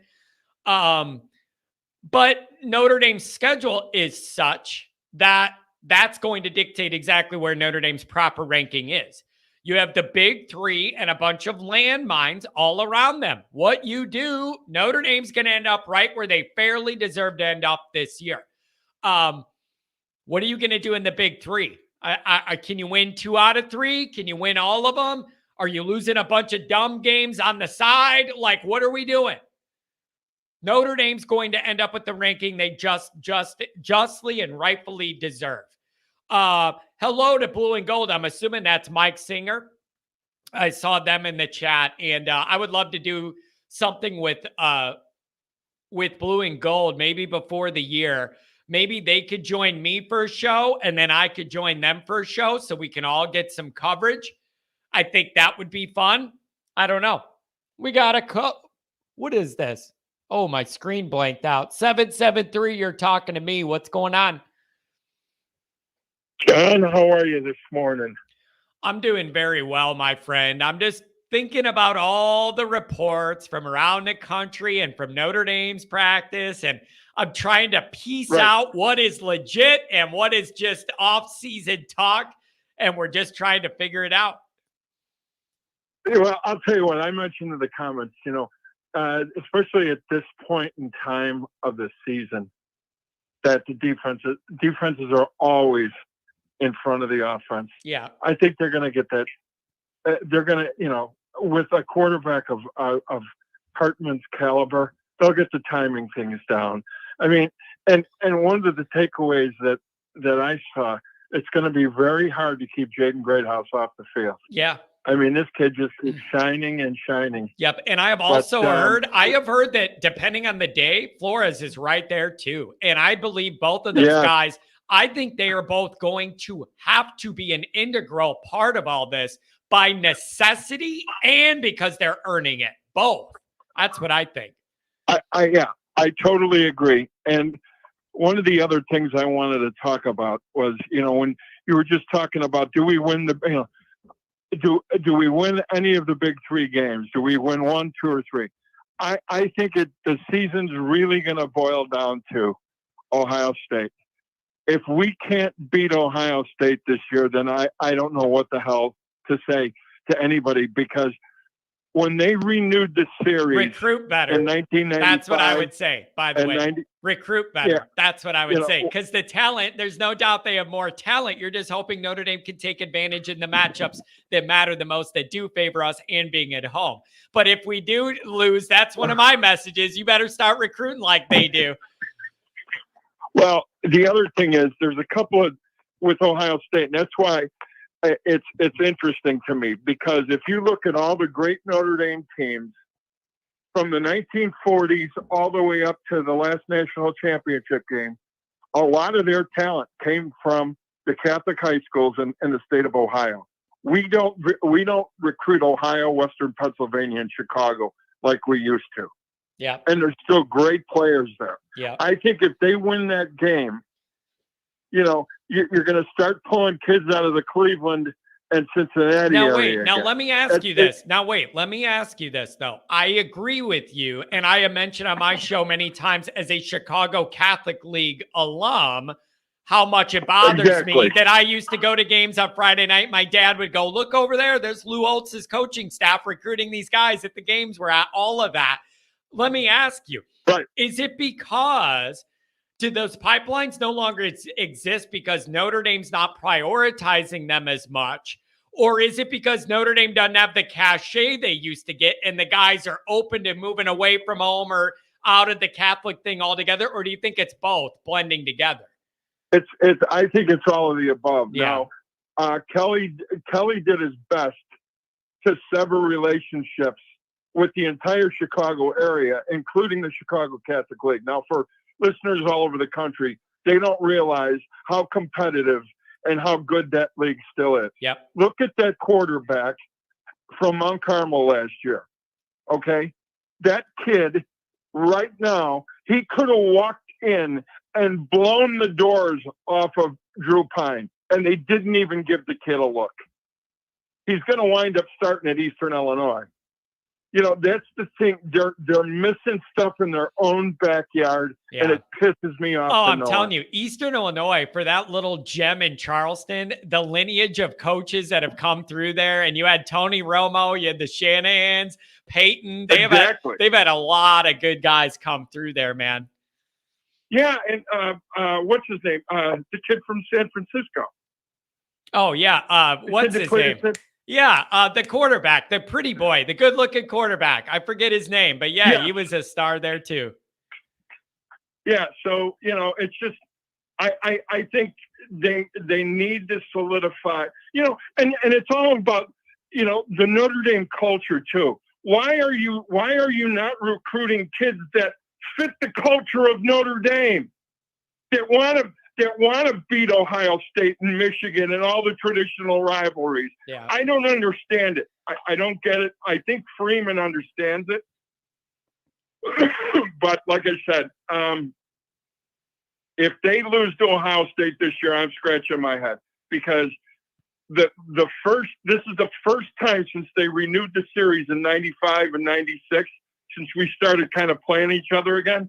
I mean, think about it. This is the first chance that we're going to have a really decent team that goes up against Ohio State, where it's a better matchup. I mean, we got a chance to win for the first time since 1935. Think about that. Yeah. Yeah. So I totally understand too. I've had people say this when I ask, like, what's a more important game? I don't want to turn this into that, because we did that all summer, Ohio State, USC. But a lot of people are telling me, but a lot of people are saying, John, I think USC clearly has the better quarterback than Ohio State, and they might be better overall this year. And so the idea the idea then is, if you can't handle Ohio State and we think USC's better, if you can't handle Ohio State, why should anybody think you're going to handle USC in a few weeks later? So people are seeing those as connected. That's exactly right. Listen, I got to cut, John. Great hearing from you, and great talking to you. I love your show. Be good. Beautiful. Have a good day. Thanks for calling, my friend. Glad we got him in.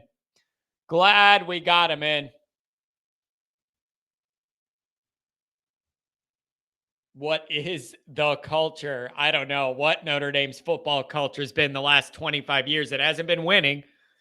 I can tell you that. It hasn't been winning.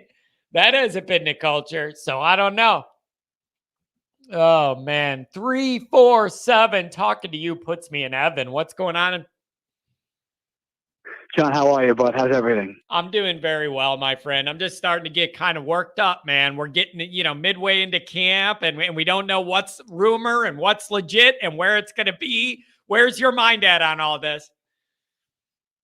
Listen, we're close. We got to believe. I think Joe Klatt's number 18 preseason ranking is very much off. He usually actually sides with Notre Dame in terms of favoring them. I was pretty surprised to see he had us at 18. I couldn't disagree more, especially considering in most preseason polls to begin last year, when we had question at the most important position, which is of course quarterback, we started at number 5. Which I thought was crazy, and I kind of remember you suggesting the same. I think it'd be probably the most accurate position to put us somewhere in the middle. I think we should probably be about 10 or 11. I think that's fair. Yeah, I agree with that. I agree. And it's like, but again, we're going to end up winning or losing our way into the ranking we are in this year with this schedule. But it does tell you the perception, right? Like these preseason, it's a lot about perception and how you did last year, who's coming back. But a lot of it does tell you kind of what these people think of you. It does, and it also shows how flawed that perspective can be. You know, as Notre Dame fans, and I guess I should speak for myself here, not speak for all the fans in general, because we all have our different perspectives. But, you know, looking back on last year and just trying to, you know, make an assessment as to like what happened and what Notre Dame actually really was. And listen, your record is your record, right? But you know, I think anybody that's a true fan and follows them and follows their recruiting and follows their flow has to recognize that 9-4 was probably not an accurate representation of what that team actually was. I'd actually go as far to say is, even with Drew Pine, that should have been a 10-2 team. Yeah. You know, Stanford and Marshall, I mean, we gave those away. Yep. And again, it wasn't the talent on our team. I'm not trying to say we had a playoff caliber team last year, but I think we definitely had a fringe top 10 team. And a fringe top 10 team that finishes 10-2 would probably been more of a representation of what that team was. I think ultimately we fell on our butts because we had a first-year coach and we had a divided locker room.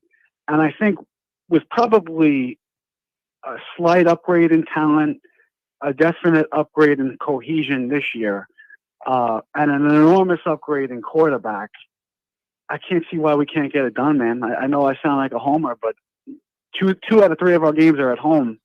Why the hell not, man? Why not? Yeah, I know. And it's just a matter of I can't wait to see what it looks like and what it feels like. And there's a different intensity this camp, and I don't want to overdo it, but it does seem like these guys are kind of on a mission here. And I like that intensity and the way they're saying the defense is flying around. Like, I'm encouraged, but they got to prove it, man. You got to prove it under those bright lights. I understand that, but the level of optimism that I hear in your voice, would you say, would it be an accurate assessment so far in terms of your perspective, in terms of with your ear to it, being where you are right now, that Notre Dame may come off a little scrappy to start the season? I got killed for using that word a few weeks back. We had a good conversation, and I ended it with that. And I felt bad because scrappy is synonymous with Northwestern or Iowa, but that's not what I meant. Yeah, I get what I you meant mean. Was 9-4. 9-4 was not an accurate representation of who we were last year. 9-4 was an absolute kick in the gut. This team right now has top 10 talent. 9-4 is an insult. And I think with that being said, everything you just described in camp alludes to the possibility that they're going to come off a lot more fierce this year. Yeah, I think Notre Dame would benefit greatly from that. And I don't know whether that is coaching or player leadership driven or what, but I admit, aside from what's being written and reported from live at practice, the stuff I see with my own eyes, it looks like a way more intense camp vibe than I'm used to seeing. And I think that could only help. I am hearing that defense is fired up and ready to go. And I like that. Give it to me. Sometimes you need to get slapped around, you know, to get mad and to become who you need to be. I remember last year, as a matter of fact, listening to your show. It was one of your first shows after the Ohio State game. And I believe it was that gentleman, Kent, that called. And he was pretty harsh. Yeah. He was pretty on the money, though. I remember. Calling us soft. Yep. Very soft. And, you know, we always hear that when we play, you know, a Georgia or an Alabama or an Ohio State, you know, how we're lacking speed and we're just soft. And to hear that in camp this summer, that it's not like that, and that there's an intensity that exists that hasn't existed before. And I love that. Provides me with a level. And I love that. And there's a mentality with it. There is an edge that you play with it. Like I love that kind of stuff because I'm so football-y, you know, and I like it, but it's got to be under control and not across the line, but a little more physicality here. I would welcome and love, and that energy. I'm ready for it, man. And Notre Dame's ranking is all going to work out, man. With this schedule, we're going to end up right where we deserve to end up. It's just a matter of which way it's going to break. And there's no margin of error. You were mentioning Stanford and Marshall. With this schedule, there's just no margin of error to lose though any other games. You like there can't be any more Marshall and Stanfords. You just can't afford it. So oftentimes the talent gap is held against us when we're speaking of playing a fellow top 10 or even a tier 1 playoff caliber team. We often hear, there's a talent gap, but with the last 3 recruiting classes being 12, 7, and 9 respectively, we have a huge talent gap over 9 teams on our schedule, and I'm very confident we should be able to handle those teams. I know we didn't last year, but the dynamics were different with the first. You're right on it, man. That's exactly what I was going to say. I sat in this exact chair 1 year ago to the week probably and said the same damn thing. And that's why the games are played and not written on paper. I believe everything you're saying, but I got to see it, baby. I got to see it. But you also believe in Freeman, and you were a big advocate of him coming here. And so you have to have faith that the locker room will follow him as well. Now, let me ask you this. Hey, I got a bad question for you, my friend. And I know you take this stuff personally, as do I. I do. I get upset. Yeah. And I love that about you. Here's what I need to avoid. It doesn't matter how much I love Freeman's personality, how genuine he is, how much he buys into Notre Dame, how much he's the opposite of Kelly and how he treats people, the recruiting, veracity, all of that. As much as I love all that stuff, you don't get to start 0-2 against USC. But that is on my heart, weighing heavy. Doesn't matter what I love off the field. You do not get to be Notre Dame's coach and start out on a losing streak against USC. That is a big problem, and it's on my radar. It can't happen. That's an enormous problem, and I'm glad that's a problem for you. Because this it's whole a problem, 9-3, all right. It's a problem. Yeah, no, this whole 9-3, 10-2 thing is a problem.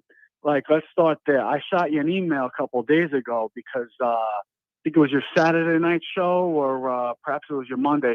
It was your Monday show, I think it was.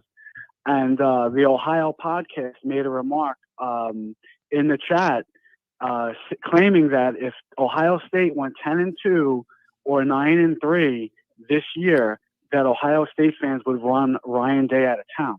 Now, if they're going to do that to him, listen, we need to hold ourselves to the same petty standard. I don't think going 0-2 to USC is acceptable. I'm sorry. And I like Freeman. And you know what? I still don't know where I stand with Kelly. I know he's a jerk or whatever, but he kind of bridged the gap and brought us to the upper second tier. We never cracked the code, so to speak. He did a lot of good. But I hold Kelly and Freeman to the same standard. I want to win, man. 9-3 and 10-2, I'm going to be pissed off. 0-2 to USC, that's a problem. You lose to Ohio State at home with the new quarterback, that's a problem. I don't care that they traditionally recruit more talent than we do, because you know what? 12, 7, and 9. Those are our last 3 recruiting classes. How much more talent could they possibly have if that's where we stand the last 3 consecutive years? We have talent. If we're concerned about losing to NC State or Duke, Ohio State better be concerned about losing to us, because we're far closer in talent to Ohio State than we are to Duke or Louisville or NC State. We need to start looking up and stop looking down. That's my perspective. Yeah, and it would be really, really nice for Notre Dame to prove some of this, because then you could enter into a different tier and rightfully have some different expectations and performance, but you have to crack that code at first.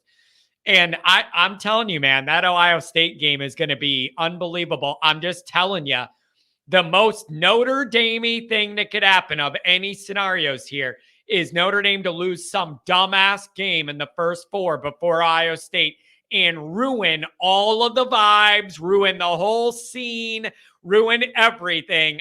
That is what I am on alert for. It would be the most Notre Dame-y thing for us all to be focused in Ohio State, and we lose a dumb game before then, and it ruins all of it. You know what? Listen. This isn't Bob Davie. This isn't Tyrone Willingham. This is a guy we wanted. The talent's there. We've got 4 games to get it figured out before we start to play a real team.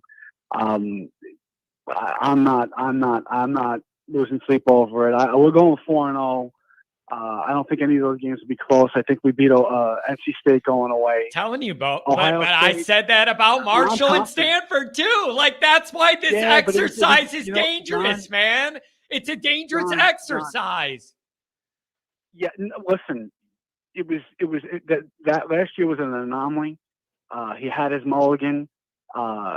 We've seen both the highs and lows with Freeman. It started in the bowl game with Oklahoma State, where they were up three touchdowns, I believe it was, and then Oklahoma State came back.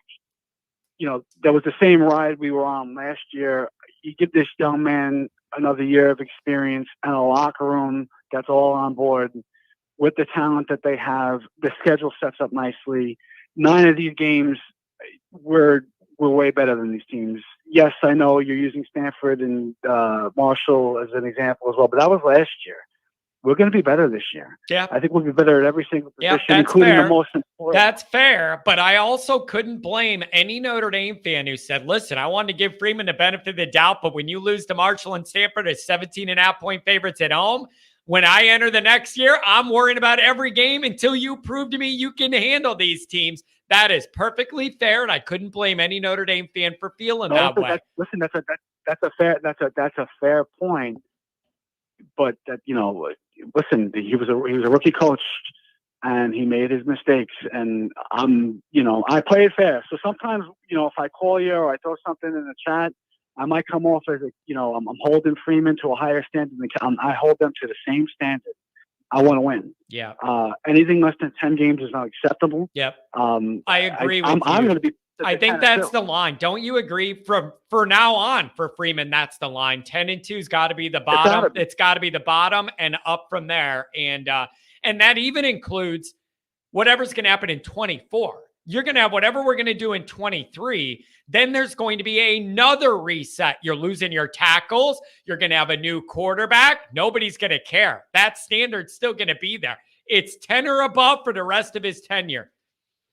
As it should be. And remember what that guy said the other day in your chat. Nice guy, very knowledgeable, the Ohio podcast. Ohio State goes 9-3 at 10-2, and they're going to run him out. He just made the playoff, almost beat Georgia. He's been incredibly successful. But here's my question, though. With the Ohio State thing. Is there a difference between fan sentiment of unhappiness and discontent versus the administration? That's where it matters. Like, the fans could all get emotional and get mad and, get rid of this guy. But what does the administration feel about Ryan Day and what he's accomplished or not? That's the question with that one. I don't know. If they really go 9-3 this year, which a lot of people are predicting for a lot of reasons, that's what I want to know. The fan perspective versus the actual decision makers, where they're going to fall. I believe that guy. I believe that if he goes 9-3, if they don't can him, he'll be on a very, very short leash. Unfortunately, if you ask that question about us, we do not hold ourselves to the same standard, and that has to change. And that's why I love your podcast. I believe you started your podcast because you want to win.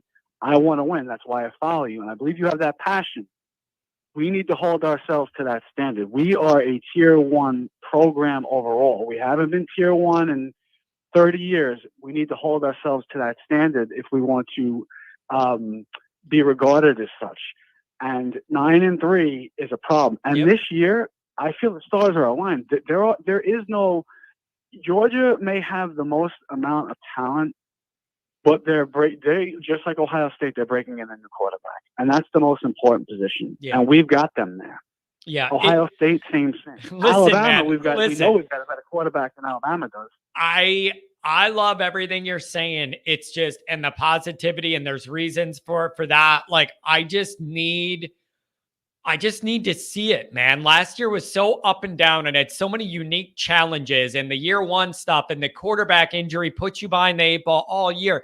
Like there's just, it's a clean slate, and I need to see Notre Dame take advantage of it. Anything else, my friend? Really good to connect with you. I love how serious you take this stuff. I can just feel it in your voice that this means everything to you, and I love it, man. It warms my heart because I can hear it in you how much this all weighs on you, and I love it. Oh yeah, I love it. No, that's it. Listen, I live for this. This is what it's all about. I'm an Irish Catholic. I'm all in. Yeah, no. Listen, I think the stars are aligned.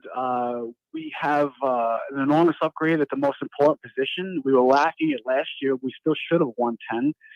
We have cohesion. We've got experience. We've got talent.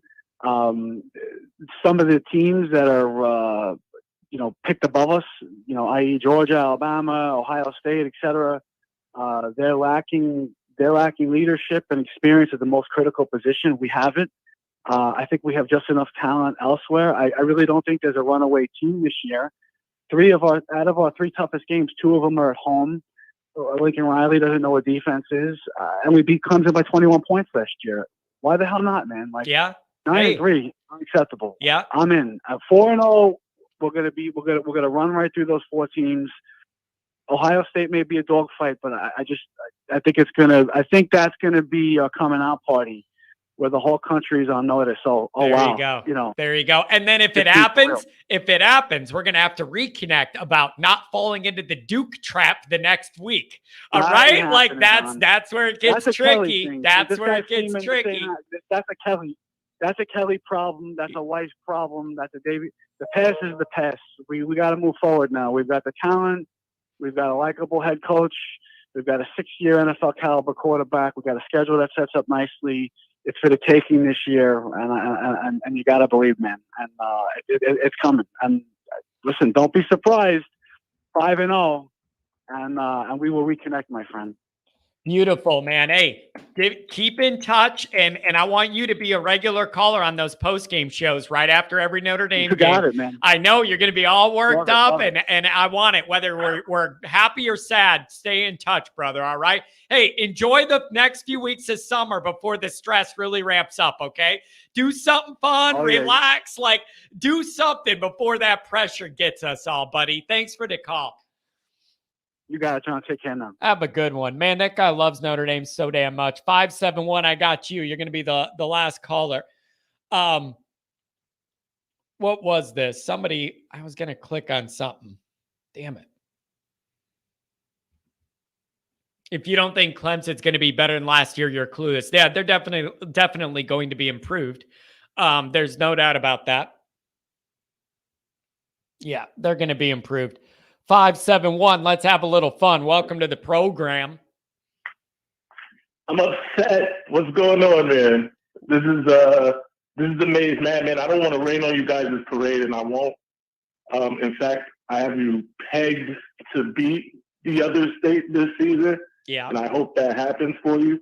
I know I wanted to get on because not the last caller who was very passionate about Notre Dame, and most of your fan base is. But the previous caller pointed out some things about the Wolverines and them being number 2 and maybe, not necessarily deservedly so. I disagree, but of course I'm a little biased. I'll admit that.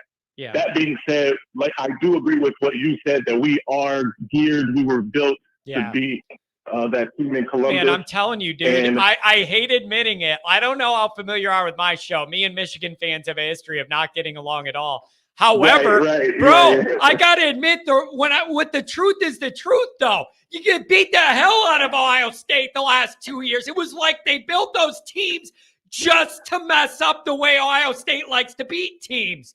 It's been a good coaching job. It's been a damn good coaching job, and physically, Michigan's went out there and done what it takes. And as much as I don't like Michigan, I have to credit them for doing it. Absolutely. And the thing is, talking about the way they beat other teams, specifically, they were destroying us with the way that they played, the way that they were beating the other teams as well. And Jim Harbaugh did adjust and make the proper adjustments. And I gotta applaud him for that. That being said, I don't think there's too much is wrong with what the guy said about us and our performance outside of the Big Ten Conference the last couple of years, right? Obviously, we've gone to the playoffs back-to-back years. We got smacked in 21 by Georgia. Last year, we were the overwhelming favorites against TCU. They punched us in the mouth. Now, granted, some things didn't go our way in that game, but it didn't matter, and it shouldn't matter because we shouldn't have been in a dogfight with TCU. Our talent suggests that we shouldn't have been in that dogfight, right? Yeah. But I also think that is because of the way the team is constructed and the way that Jim Harbaugh plays football, obviously. And it was designed to be one team specifically. Yeah. That being said, I just wanted to give you some credit, my guy. Your show is very enjoyable. Your fans are knowledgeable, and wanted to show some love. And hey, man, listen, I appreciate it. I get a handful of Ohio State people. I don't think I've ever had a Michigan person unless they called to curse me out live on the air. But hey, can I ask you this? I'm going to ask you now. Even you have to admit, as a Michigan fan, your schedule is exceedingly favorable, and I am being charitable putting it that way. All right, like those non-conference games are garbage, and the draw you have in the Big Ten. I honestly think you guys might not be tested talent-wise till Penn State well into November. I am not kidding. And I realize Michigan State's a rivalry game, but they're also going down and you guys are going up. You're on different planes right now. Absolutely. I agree with that 100%. The schedule, especially the non-con, it's a joke, right? Yeah. It has set us up nicely the last couple of years to get some momentum going into the conference schedule. Now, this is one thing I disagree just a little bit about, is that the rest of the conference are pushovers. There are a bunch of pushovers in the Big Ten right now. Yeah. You look at Rutgers and Northwestern, those guys, although Northwestern played Ohio State pretty well last year.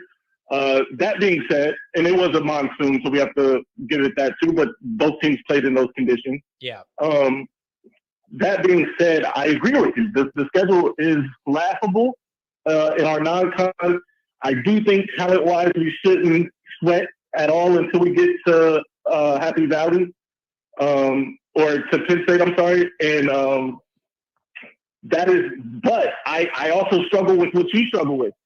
I can see like a Minnesota playing out of their mind or something like that, and you sleepwalk. All it takes is for you to sleepwalk at home one time, and you're in a dogfight late in the third quarter, just scratching and clawing.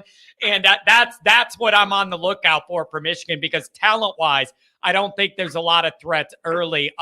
Can I ask you this? I mean, Michigan has a really good team with a lot of veterans coming back. People love that offensive line and all that. Let me ask you this, though.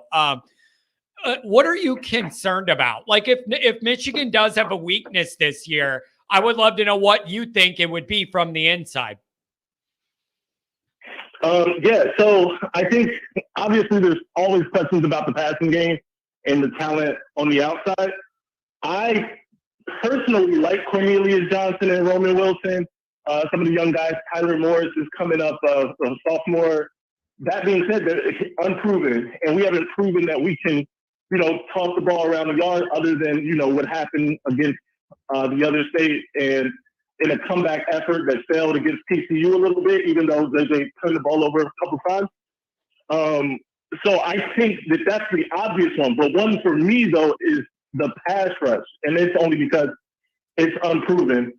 Right, we did get a transfer, and there are some young guys coming up, but I don't know if we have like the Mike Morris or the Hutchinson. I don't know if we have one of those guys this season, and that could be a problem because that's one of the things that helped us against teams like Ohio State as well, is being able to put some pressure on the quarterback. Yeah, I don't know, man. It's going to be interesting. There's a lot of intrigue, and I am genuinely, I don't know what happens at Ohio State if Ryan Day runs into an 0-3 streak against Michigan.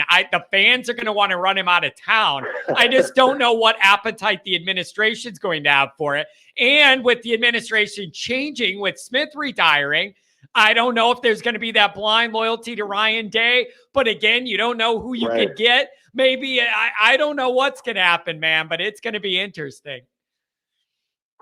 I agree with that 1,000%. And if they lose to Michigan again, that seat is going to be on. They're already pouring gasoline on it. Now, if you look at their Twitter, the Ohio fan bases on Twitter and stuff like that, they swear that they are, gung ho and all behind Ryan Day. But right after that game last year, they were singing a different tune.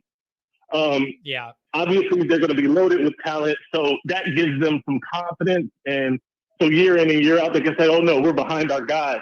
But going 0-3 against a Michigan-led or against Michigan hasn't happened to them in so long that they don't know what that feels like, and they are going to want blood if it happens. Yeah. So Yeah. they're not fooling me. They're as scared as they can be, especially if that happens. Yeah, it's going to be really interesting. And there's risk in that with Ohio State. You know, I mean, they almost were in the championship last year, and then one more year you might fire. Right. Like, you got to be careful what you ask for. If you're going to do that, you better make sure you know who your next guy is behind the scenes and you're comfortable it's going to be an upgrade. I don't know, man, but I'm excited to see it. There's a lot of intrigue all across the country. It's going to be very, very interesting. Anything else? No, man. Again, like I said, I just wanted to come up, show some love, talk some Michigan a little bit on the Notre Dame channel. I apologize for that. Hey, man. But yeah, man. I got to tell you, you're really messing me and all my people up. Everybody in the chat's like, wait a second. Is this a Michigan guy that's kind of nice to talk to and makes a lot of sense? We're all throwing off, man.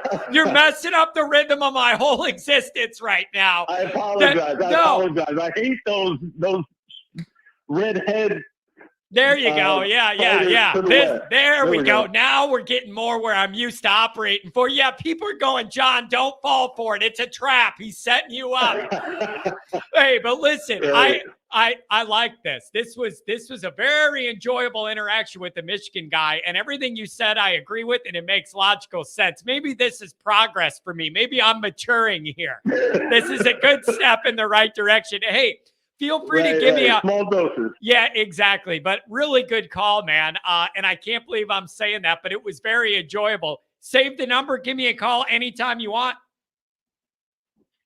Yes, sir. Thank you. Have a good day, man. Take care. Oh, this is so upsetting. We got to end the show right now just because a Michigan guy called and he was actually nice to talk to.